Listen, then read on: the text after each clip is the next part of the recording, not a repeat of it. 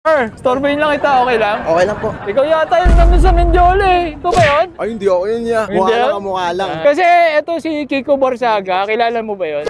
Si Congressman Miao. Oo, yun.